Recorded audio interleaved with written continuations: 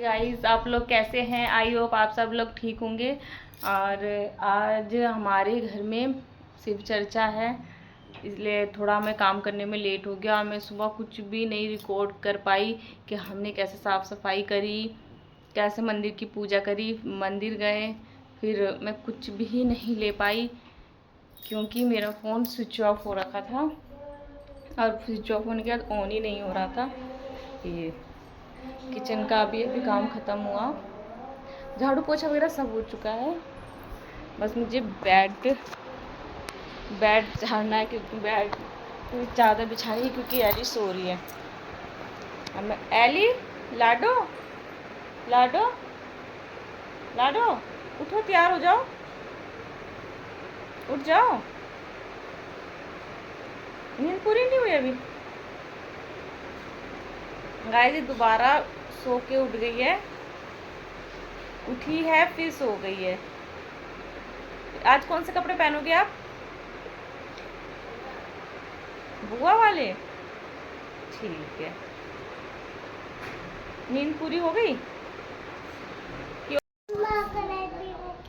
मम्मा का नहीं पियोगी? अच्छा गाइस, मैं हो गई हूँ रेडी। अब लिशा दूध मांग रही है, लिशा को दूध दे रही हूँ। इसका ये फेवरेट कप है। मैं कहती हूँ गिलास से पीले से बड़ा नहीं, पी लेती है लेकिन इतना ही पीती है, तो इसको जा रही हूँ मैं दूध देने।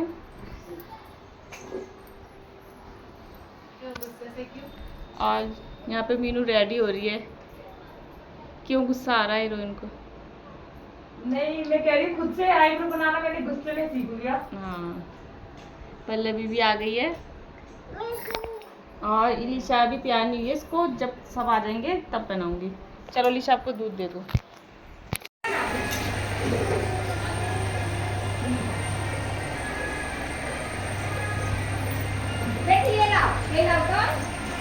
एक सैल भी गिरा हुआ है कहीं पे। हाँ, अंदर ही गिरा के आया है। और फिर तीसरे नंबर पे है मेरी देवरानी। तो आगे हम सब यहाँ पे मस्ती कर रहे हैं, वीडियोस बना रहे हैं, शॉर्ट डाल रहे हैं अभी तो। और फिर अभी नीचे जाएंगे, पूजा होगा तो मैं आपको आगे की अपडेट। और ये शैतान हमारी हेल्प कर रहा है वीडियो बनाने में, देखो इधर। हाँ।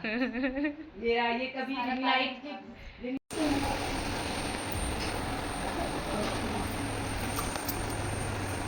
आपका भी चैनल आंटी? कोई आपने भी चैनल बना रखा है? अच्छा।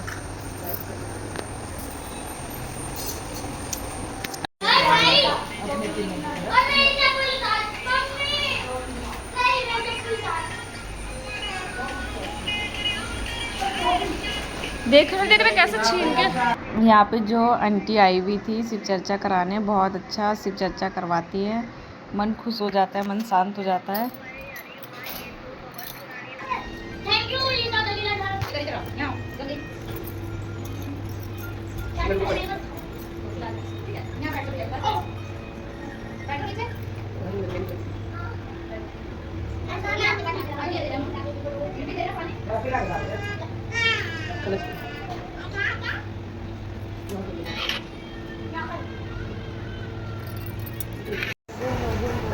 तेज की खड़े रुको, एक बार खड़े रुको।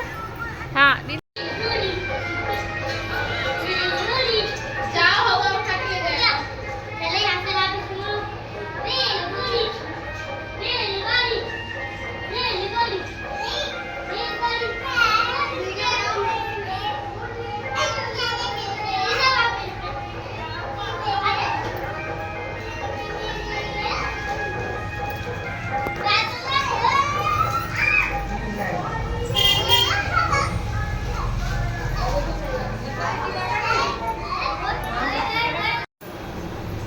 रीसु पीछे आइए।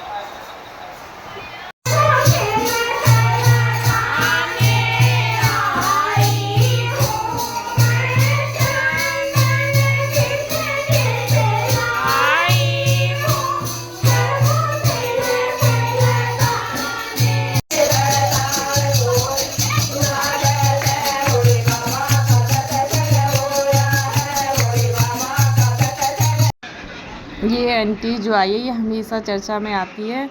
मतलब इस शिव चर्चा ऐसी है, इसमें किसी को बुलाना नहीं पड़ता, जो भी सुनता है अपने आप आ जाता है। ये आंटी अपने आप सुन के आ जाती है मतलब, और गाना भी इतना अच्छा गाती है, डांस भी करती है। पर इस बार इन्होंने डांस नहीं किया था क्योंकि शायद इन्हें लेट हो रहा था, 2-3 गाने गा के चली गई थी, इसलिए काम भी करती है। पर हाजिरी जरूर लगाती है, ये भी बहुत अच्छा गाती है, ये भी जरूर गाती है, पता चलता है तो जरूर गाती है। ये सब लेट आई थी और सबने बहुत अच्छे गाने गाए थे।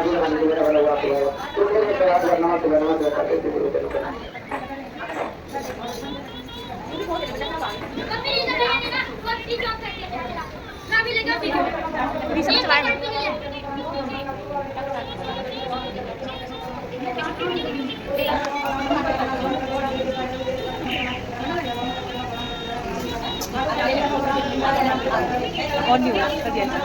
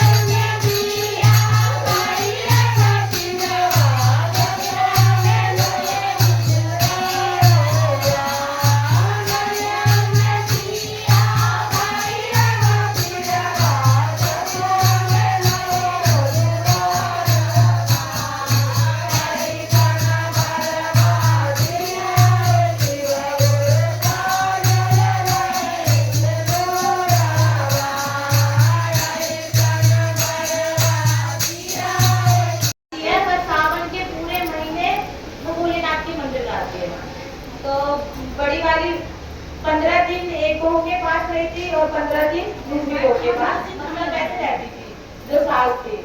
तो बड़ी वाली बहू के पास सासू माँ रहती थी, तो वो सुबह उठती थी, अपना 6 बजे के करीब उठ जाती थी उनकी सासू माँ, 5 बजे के करीब उठ के पूजा पाठ करके वो मंदिर जाती थी पूजा करने के लिए।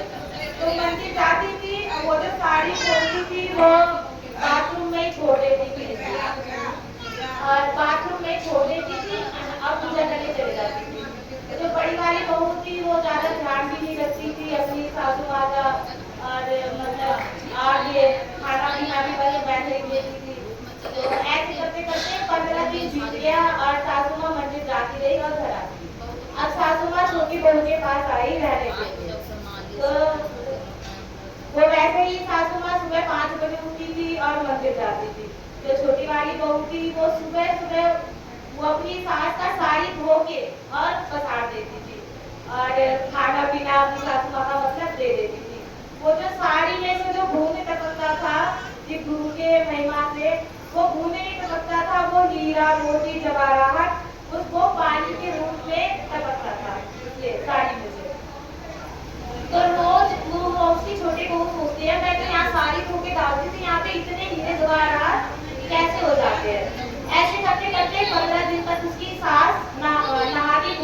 जाती थी, वो छोटी बहू पीछे से उसका साड़ी धो देती थी और वो जो भून टपकता था वो पैसों में ही हो जाता, पैसे बन जाते थे। वो छोटी बहू ऐसे बहुत गरीब थी, पर धीरे धीरे वो बहुत मतलब तरक्की करने लगी।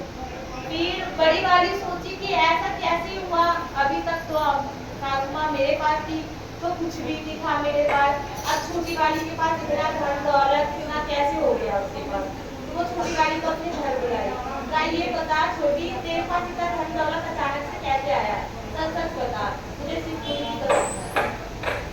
तो उसने बोला दीदी मैंने तो कुछ नहीं करा, मम्मी की जाती थी पूजा करने, तो मैं मम्मी का साड़ी धो के और टोटी पे उखाड़ देती थी, वो जितने पानी की बूंदे नहीं गिरते थे उससे हीरे दबा रहा था, पैसे गिरते थे, तो उससे यहाँ पे इतना धन दौलत हुआ। तो उसकी बहू वैसे ही थी, अब बोली माँ जी आप मेरे साथ चलो वहाँ रहना। तो माँ जी को अपने घर ले गई और सेम वैसी उसकी सासू माँ मंदिर गई और उसने पीछे से साड़ी धोआ और डाला, पर वो सिर्फ पानी की बूंद ही टपक रही थी, उसमें से हीरे जवाहरात नहीं टपक रहे थे। तो उसने छोटी से बोला कि मेरे साथ तो ऐसा कुछ नहीं हुआ, तू झूठ बोलती है, कुछ और बात है। तो छोटी वाली ने बोला नहीं ऐसी ही बात है, उससे मतलब मैंने जो बताया वही सही बात है, मतलब ऐसा कुछ नहीं सकता, पानी सकता है पैसे नहीं सकते। तो उसने बोला कि तुमने लालच के मन से मम्मी को ले जाकर के ऐसा करा है, और मेरे मन में कोई लालच नहीं था, कोई पाप नहीं था, मैं श्रद्धा से की थी सोती थी और तुम लालच से की थी, इसलिए तुम्हारे साथ ऐसा हुआ है। जय श्री गुरु महादेव। तब एक ही भाई था, उसके कोई दूसरा भाई नहीं था, और एक भाभी उसकी एक ननद थी। ननद एक बचपन से ही भोलेनाथ की बहुत बड़ी भक्त थी, वो छोटी से ही कहीं पे भी चर्चा होता था उसके घर चली जाती थी, वो भोलेनाथ का चर्चा सुनने, गाना सुनने, भजन सुनने, वो बिल्कुल घर पे नहीं रहती थी, कहीं पे चर्चा सुनती थी, घर का सारा काम करती थी, स्कूल जाती थी, कॉलेज जाती थी, तब जाके चर्चा में जाती थी। फिर वो रोज ही दूसरे के घर जा जाके चर्चा सुनती थी। उसकी भाभी इस बात से परेशान हो गई थी कि घर में रहती नहीं है, हमेशा बाहर ही जाती है, बाहर ही घूमती रहती है। तो उसने अपने भाई से बोला कि जो तुम्हारी बहन है वो ना आंगन घूमती है, मुझे तो इसके चरित्र खराब लग रहा है, पता नहीं क्या है क्या नहीं है, तुम ना इसकी शादी कर दो। तो भैया बोलता है ठीक है तुम जैसा बोल रहे हो वैसा ही करूँगा। पर भाभी बोलती है जो सबसे गरीब घर हो ना, गरीब घर में करना, ज्यादा मतलब अमीर घर मत देखना इसके लिए। तो उसकी भाभी ने बोला, भाई ने बोला ठीक है।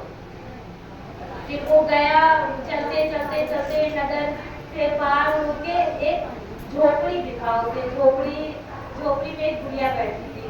तो उसने बोला कि मुझे अपनी बहन की शादी करनी है, तो मैं आपकी बेटी के साथ करना चाहता हूँ। तो वो बुढ़िया बोली कि ठीक है कर दो, आप देख ही रहे हो क्या है क्या नहीं है, कर दो अगर आपकी मर्जी है तो उसने अपनी बहन की शादी उस गरीब घर के उस गरीब लड़के के साथ कर दिया। फिर उसकी शादी हो गई, वो अपने ससुराल चली गई। पर उसने शिव गुरु का चर्चा देखना सुनना बोलना छोड़ा नहीं। जो उसकी सास थी वो भी शिव गुरु की ही भक्त थी, तो जहाँ आंगन जहाँ भी शिव चर्चा होता था, जहाँ भी पूजन होता था, वो अपनी सास के साथ वो और उसकी सास दोनों भजन सुनने और करने जाया करती थी।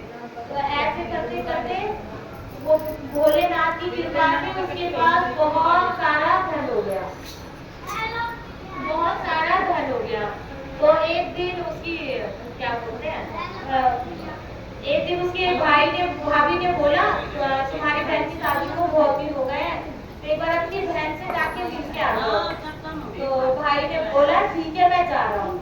तो मिलने के लिए गया, चलते चलते उसी जगह पे चला गया, पर वो घर झोपड़ी जो था वो महल बन चुका था, बहुत धन दौलत थे उसके पास। तो वो सोच रहा था कि मैंने तो अपनी बहन की शादी बहुत गरीब घर में किया था, तो ये महल कैसे बना।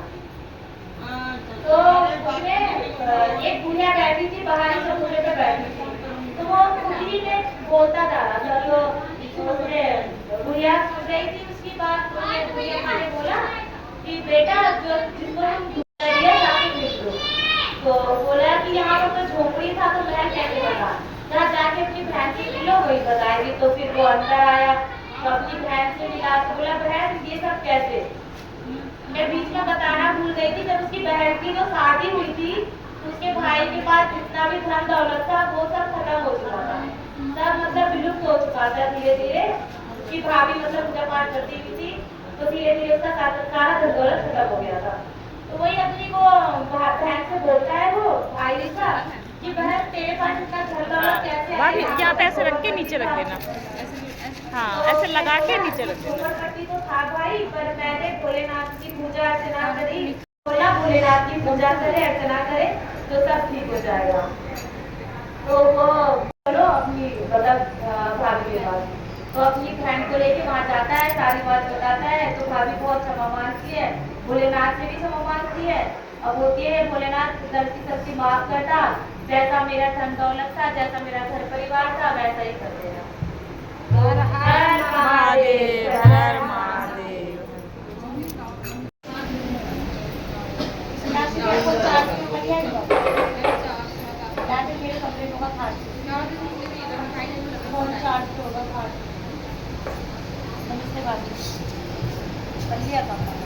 मम्मी क्या हीरोइन स्टेशन पहुंचने वाला।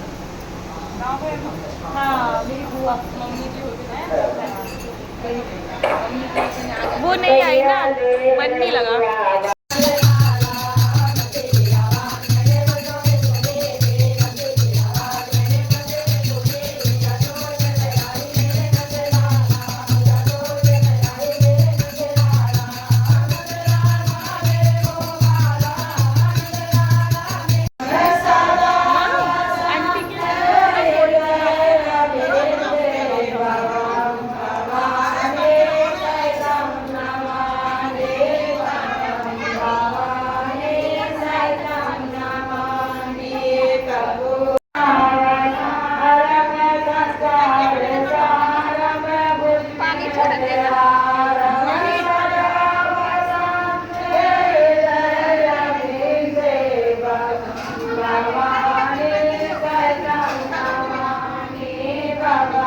नैया घुमाने को, अगर तुम्हें ये गेम खेलने से डर लग रहा है तो बार बार अभी नहीं, रोज शुरू करो।